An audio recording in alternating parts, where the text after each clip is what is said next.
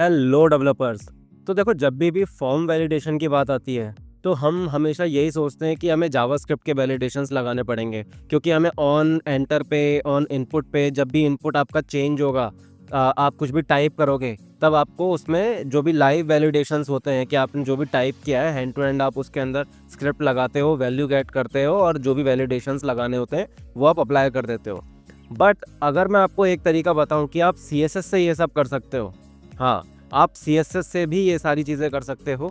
But उसके लिए challenges हैं कि आप जैसे ही वैल्यू कुछ भी एंटर करते हो तब आप कैसे वैलिडेट कराओगे, या फिर आप उसके अंदर लेंथ और उसके अंदर पैटर्न कैसे वैलिडेट कराओगे। तो देखो, आज मैं इस वीडियो में आपको यही सारी टेक्निक्स बताने वाला हूँ, तो वीडियो को एंड तक देखना। और मैं इस तरीके की UI से रिलेटेड वीडियोस डालता रहता हूँ, तो आप चैनल को सब्सक्राइब कर लो। तो आओ चलो स्टार्ट करते हैं। तो देखो, सबसे पहले मेरे पास में यहाँ पर एक फॉर्म है और फॉर्म में हमारे पास में कुछ इनपुट्स हैं। ठीक है, first name, last name, email address, phone number, subject और आपका मैसेज।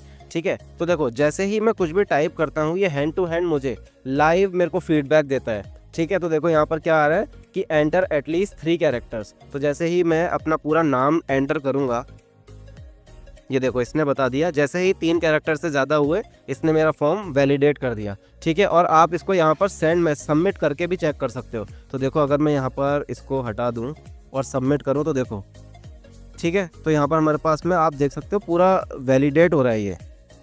तो मैं वापस से अपना ऐसे ही सेम विद लास्ट नेम, ठीक है, अगर आप ईमेल एड्रेस डालते हो और मैं इसके अंदर कुछ भी एंटर करता हूँ, ठीक है, तो ये नहीं लेगा जब तक आप इसके अंदर,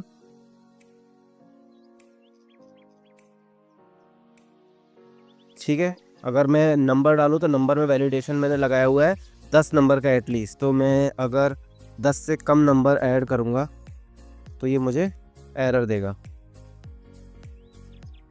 और यहाँ पर फॉर्मेट जो पास किया हुआ है हमने वो बीच में डैश वाला 1 2 3 4 5 6 7 8 9, ठीक है, तो ये नंबर भी हमारा वैलिडेट हो गया। मैं आपको सारा सब बताने वाला हूँ कि आप ये किस तरह से HTML में पैटर्न वगैरह सब लगा सकते हो। देखो, यहाँ पर अगर मैं कुछ भी सिलेक्ट नहीं करता हूँ तो ये भी मेरा इनवैलिड है, और अगर मैं सबमिट करने का ट्राई करूँगा तो ये मुझे बोलेगा कि भाई इसको फिल करो। ठीक है, सेम विद मैसेज, मैसेज में एटलीस्ट हमारे पास 10 कैरेक्टर्स होने चाहिए। ठीक है, तो अब चलो देखते हैं कि HTML में हमने क्या क्या एट्रीब्यूट्स यूज़ करें। ठीक है, तो देखो मेरे पास में यहाँ फॉर्म ग्रुप है और इसके अंदर मैंने सारे जितने भी इनपुट्स फील्ड हैं हमारे वो सब मैंने बनाए हुए हैं। ठीक है, तो पहला देखते हैं हम कि देखो, पहले मेरे पास में एक इनपुट है।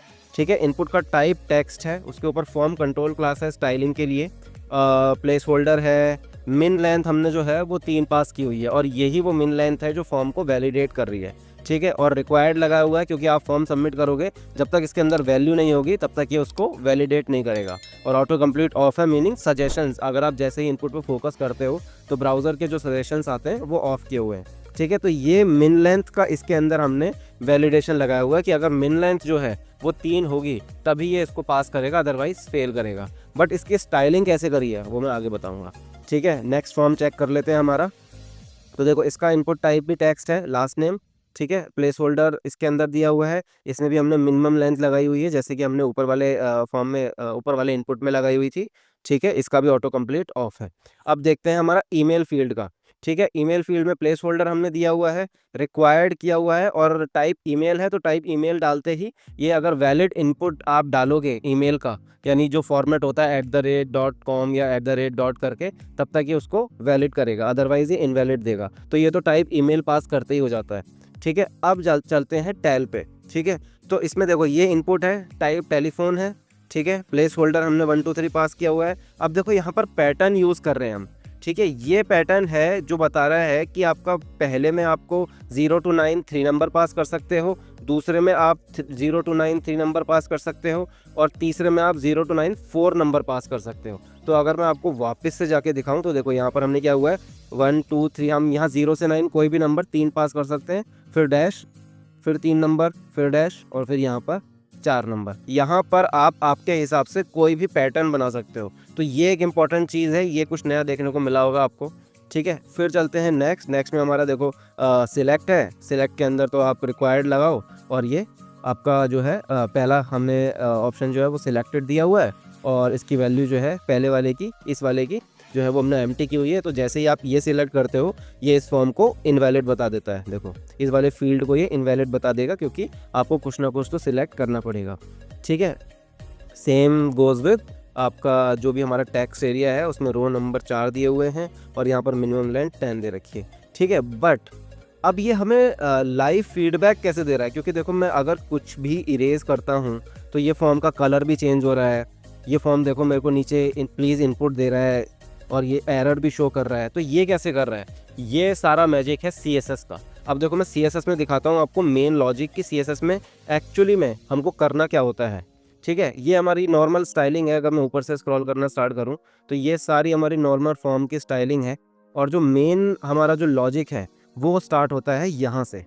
ठीक है, अब हम ये कैसे पता लगा रहे हैं कि हम कुछ भी टाइप करते हैं तो हमें ये कैसे पता चल रहा है कि ये इनवैलिड है या वैलिड है, वो यहाँ से हम निकाल रहे हैं। देखो फॉर्म कंट्रोल हमारे इनपुट के ऊपर क्लास लगी हुई है, तो अगर मैं यहाँ जाऊँ और ये दिखाऊँ ये फॉर्म कंट्रोल हमारा इनपुट हो गया। ठीक है, इस इनपुट के ऊपर पहले तो हमने चेक कराया है कि ये इनवैलिड है। ठीक है, और उसके अंदर अगर कुछ लिखा हुआ है इट मीन्स कि प्लेस होल्डर अगर शो है, यानी अगर मैं इसके ऊपर ये तो यहाँ पर अभी प्लेस होल्डर शो हो रहा है हमें। ठीक है, तो यहाँ क्या चेक कर रहे हैं हम कि फॉर्म अगर इनवैलिड है और उसमें प्लेस होल्डर नहीं है मीनिंग एक्चुअल कोई वैल्यू है तब, या फिर अगर फॉर्म इनवैलिड है तब।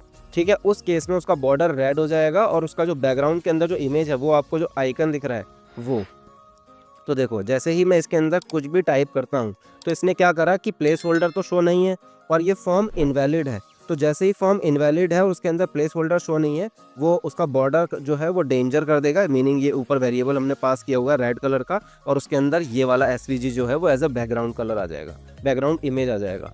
ठीक है, इफ़ अगर फॉर्म वैलिड है और उसके अंदर कुछ लिखा हुआ, तो आप ये देखो फॉर्म कंट्रोल अगर वैलिड है और उसके अंदर कुछ लिखा हुआ है मीनिंग नॉट प्लेस होल्डर है, तो अगर वो वैलिड भी है और उसके अंदर कुछ लिखा हुआ भी है तो हमें उसको ग्रीन शो कराना है। जो कि अब यहाँ पर अगर मैं 3 वर्ड टाइप कर दूंगा तो देखो ये ग्रीन हो गया और यहाँ पर चेकबॉक्स वाला हमारा बैकग्राउंड ऐड हो गया।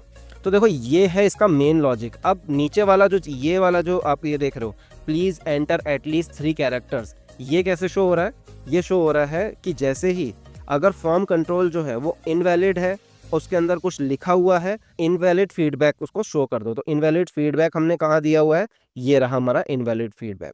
ठीक है, तो ये इनवैलिड फीडबैक शो कर देता है हैंड टू हैंड कि जैसे ही अगर इनवैलिड है फॉर्म उसके अंदर कुछ लिखा हुआ है तो ये शो कर दो, इफ़ अगर फॉर्म इनवैलिड है तो नॉर्मली भी ये शो कर दो। मीनिंग कि जैसे मान लो आपने कुछ ऑन लोड पे ही कुछ इसके अंदर इनपुट वैल्यू डलवाई, तो आप जैसे इसको लोड करोगे और फॉर्म अगर इनवैलिड होगा तो जैसे फॉर एग्जांपल मान लो सिलेक्ट बॉक्स ले लेते हैं हम।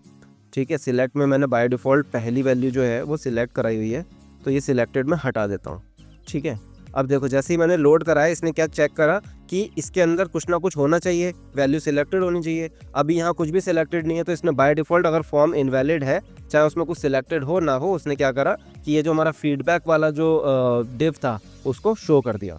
ठीक है, तो सेम हमने फॉर्म कंट्रोल की क्लास जो है वो मैसेज वाले टेक्स्ट एरिया पे भी लगाई हुई है और सेम ये लॉजिक इस हिसाब से काम कर रहा है। मीनिंग ये मेन लॉजिक है हमारा।